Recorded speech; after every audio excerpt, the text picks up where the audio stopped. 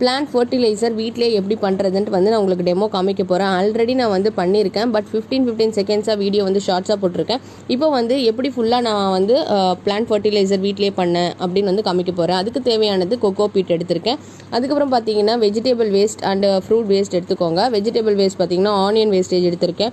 ஏன்னா ஆனியனில் தான் வந்து நிறைய விட்டமின், மினரல்ஸ், பொட்டாசியம், ஆன்டி ஆக்சிடென்ட்லாம் இருக்குது. நெக்ஸ்ட்டு பார்த்தீங்கன்னா வந்து சாத்துக்குடி எடுத்திருக்கேன்.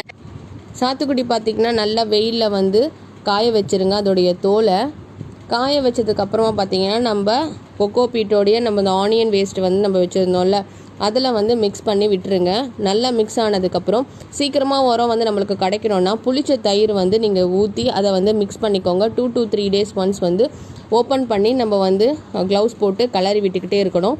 அப்போ தான் வந்து சீக்கிரமாக உரம் வந்து நம்மளுக்கு கிடைக்கும். இப்போ அட்லாஸ்ட் பார்த்தீங்கன்னா கையில் வந்து